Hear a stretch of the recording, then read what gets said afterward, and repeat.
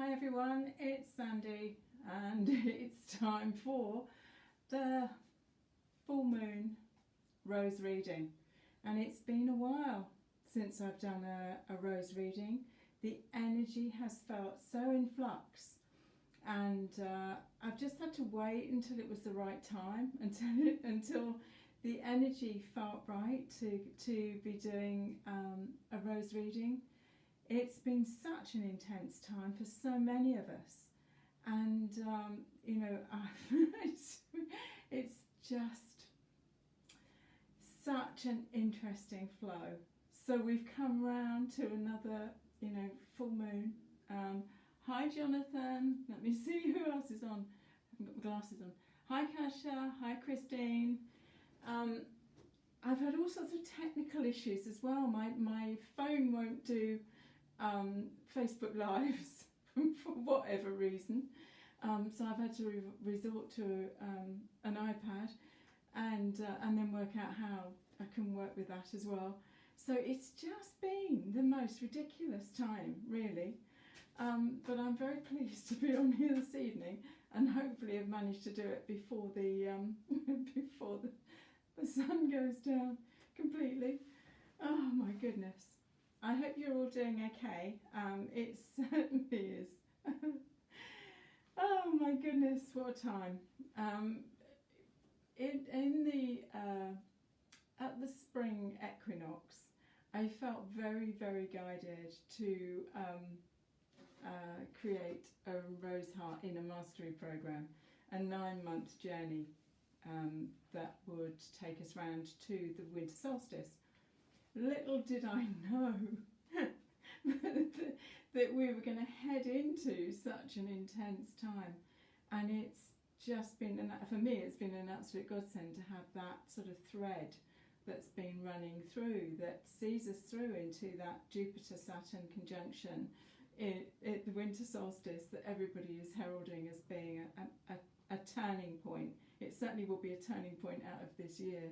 I mean, it's been an absolute doozy of a year, and on so many levels. Anyway, I just thought I'd pop on and do the rose reading, actually, rather than do any massive preamble about anything in particular. I mean, it's just a case. For me, I'm just finding the case is to maintain this vertical alignment, to actually on a daily basis have a practice that brings me back into that verticality, because this is the only place in which we can hold enough of an alignment so that, there's the soul stars connected, the earth stars connected, and the heart star can be activating in enough of a way to keep us into some kind of vertical alignment, really. I'm sure that the pieces that I've been sort of tuning into of the fact that there are so many of us now that are awake to the degree that we're holding this anchor point of light, and we have been set in our specific places globally that we can master that pathway of connection, and which in fact almost, if we take ourselves off planet, it's almost like a net of light that is spreading. And the other thing that I've really become aware of in this last few months is the fact of the understanding that I am a first wave starseed being, and there are many of us that are holding that template, and I really feel that the more that we are able to anchor that light, anchor those keys and codes of light to the best of our ability, and I mean some days are easier than others, then it allows for those who have come on a mission of sacred activism, that have come to be a voice for change, that have come to really be very active in that scenario, to be supported by the light grid of those of us that are first wavers, and that our mission, if you like, from that perspective, is to hold this anchor point, hold the template as clearly as we can, so that we are vessels for light to bring heaven on earth. And the more we can, through ourselves, bring these higher keys and codes of light through us, so the net strengthens and allows for this shift, this awakening on a more global scale to take place, because it needs the light to be held in that kind of way. So I thank you for all the hearts that have been going up through the screen as I've been speaking. I'd have to use glasses to actually see what it is that people have been saying. But, oh, hi Chris, hi Catherine, hi Ralph, hi Christine, hi Mariah, hi Sharon, hi Bavita. Yeah, as I say, I'm on different technology tonight, so actually the words seem even smaller. Anyway, we will come back to this rose technology, these rose codes of light, and see what else they might be able to, what wisdom they might be able to offer us from their perspective, that can just add a little bit of light to our journey, add a little bit of light to the process, a little bit of focus maybe to the process. So let's see what wisdom the roses may have for us for this upcoming period as we move into the fullness of this full moon in Pisces. And you know, it's a deep watery moon, and so there's some emotion that's running on it, and yet it is a super powerful, super activated moon, which hopefully I shall get a glimpse of through the clouds here anyway. So let's see what the roses have to say. So we have Rose Angel 5, and she sits on the throat chakra. She is a beautiful energy of helping us to discern truth and to speak with trust. This is powerful energy. Look at the fact that her outer petals are already open, they're already clear, and yet there's something else that's wanting to be expressed. There's something that's building in this center that is waiting to be shared. So this may be, if this resonates for you, this rose resonates for you, there is something here that is waiting to be spoken. There is either a call to share your truth, there is a call to really move into that area which is your magic zone, shall we say. So what is within has to come without, and what is without is within. It's this beautiful combination of energies. So she's one of the rose angels, and she's the transformer of the wound of denial. So is there anything that you are denying around how you really feel about something? You know, is there anything else that's really being called to be said? Or are you in the process of developing something, incubating something, and waiting for the right time to share? You know, she looks like she's almost pregnant with or holding the world within her. It's like, you know, she sits here and it's like, I've got something to say. I've got something to say. But of course the mastery is in knowing the right time. The master knows when to keep quiet and when to speak. And the master knows when it is not appropriate to share ahead of time.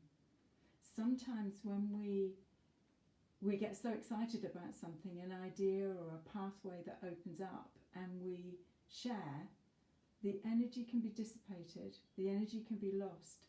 So sometimes it is a case of sitting with something while it shows you its fullness, while it develops everything that it is wanting to gift you before it is then shared.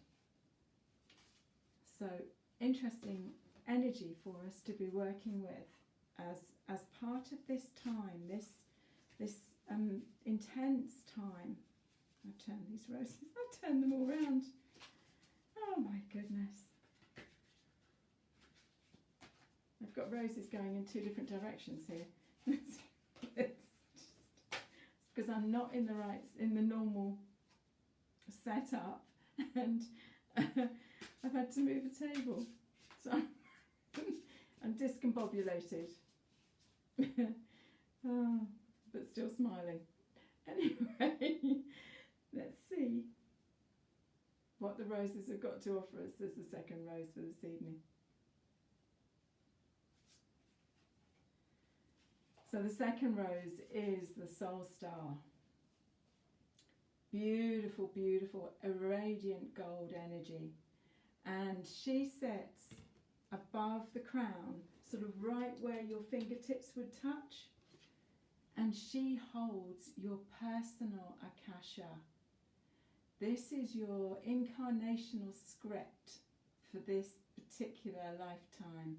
She holds all of the keys and codes, and she opens to the degree that the heart opens. So when the heart opens, when we do meditation, when we do practice, when we move into that zone of loving presence, what happens is that the crown opens to work with that. The crown opens to the degree the heart is open, which is why the heart work has been so essential for so many of us on this journey.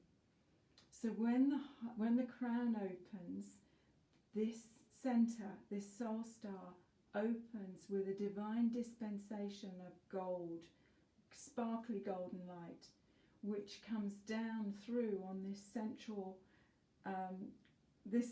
column and almost sort of washes through the body. Above the soul star is the stellar gateway, and on up to the solar logos.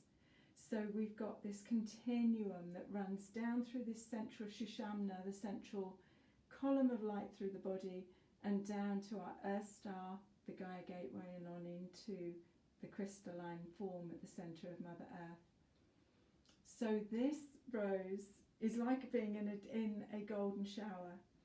So she's saying, look up, come into this place where you have a conscious connection with your mission this lifetime, or what it is that you have actually come here to hold as a light for humanity. And also, the more we sit into 5D heart field, the more the crown can open at that level. And this rose holds the access point for the energies that we have got stored in higher dimensional fields from previous incarnations. But they're only accessible through the 5D heart field. You can't access them through 3D and 4D. So we have to be into this place of compassionate, loving presence for ourselves and for this journey of life, so that from that place the energies align, and this center can open so that you can have access through your higher soul self to the higher aspects of your inner knowing, your higher soul self-knowledge. These are keys and codes that you've stored from previous lifetimes, but they are in 6th, 7th, 8th, 9th dimension and maybe higher. So this is the gold. This is the gold that the alchemists were seeking, is to come into this golden heart field and activate the golden light body. And this is the body that you want to have really activated to work with the golden light body. And this is our path of mastery. Yeah. So let's see what the third energy might be that wants to come forward for this particular full moon.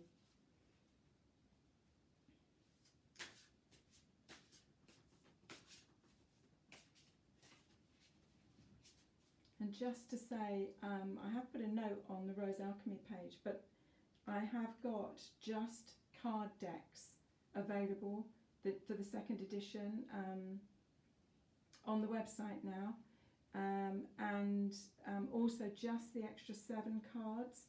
So if anybody's got the first edition Rose Oracle, they can update it and get the extra 7 cards that bring it up to date with the second edition. So it's just the 7 cards and a PDF of the information for the 7 extra cards. Or if you work with the roses therapeutically, and I know many people do work with them with Reiki and other healing modalities, you can actually get some extra decks so that you can use some, and also then have a set that's just special. So let's see.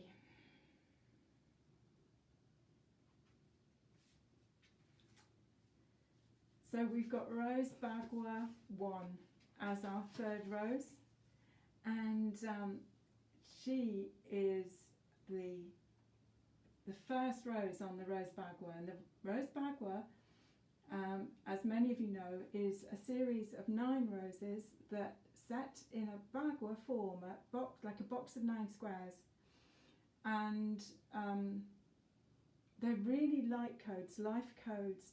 I work with them in a different way than I do if I'm working it from a feng shui perspective, but this rose is all about new beginnings. She's all about either stepping forward to move into a new expression of yourself in your work, or in having let go of perhaps an old way of doing something. There is something, a fresh approach that is being brought.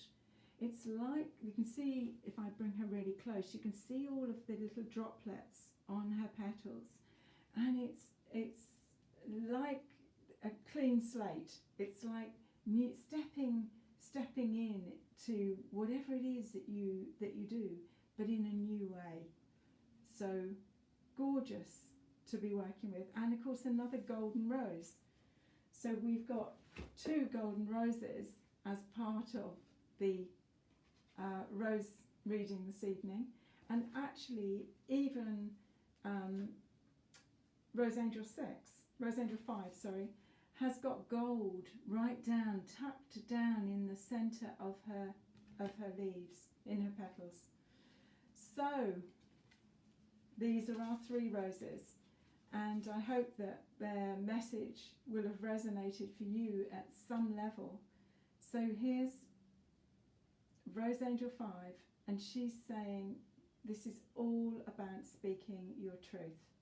This is about being really clear about who you are and what your expression is. And it may be that you are developing something that is going to be perhaps launched a little later, so there's a fullness here that is being developed, or there may be a place in which you are just waiting for the right time in order to share something that you have been working with. So this is all about the speech and expression, and the right expression. The soul star, one of the 4 cosmic roses, and she's actually one of the ones in the extra card decks that I've got available now. And she is all about activating the golden light body. She is just a beautiful energy to be connecting with. So the more you open your heart, the more the crown opens, and the more that this soul star activates and brings you in even more information about the truth of what it is that you've come here to share, to what keys and codes, what mastery that you've brought to share. And yeah, she's a real blessing, actually. Beautiful to have in the reading. And Rose BaGua 1, and here she is, and she's saying, you know, this is about new beginnings, and this is about the development of the true pieces that you've come to share this lifetime, what it is that you've come to birth. So, as I say, it could also be the fact that you are stepping forward to do something in a new way. Either way, in the BaGua, in this grid of 9 squares, she sits. The opposite of her is your vision. What it is that you're visioning forward, what it is that you're drawn to, what it is that that lights you up. Because she says there's nothing else. There is nothing else but following what lights you up, what brings you joy, what carries you forward. We cannot be doing things that are no longer in that alignment for us. So I'll just have a quick look and see what there is on there. Oh, hi Felicity, hi Saskia, hi Ellie, hi Catherine, Jojo. Yeah, this is just such an incredible time, and for me personally, it's had its turbulence. It's not been a particularly easy journey this last few months, but yeah, we keep moving forward. So yes, really interesting sky this evening, and I do hope that you find the benefit of the full moon, and she graces you with some insight and guidance going forward. Okay, thanks so much for joining me.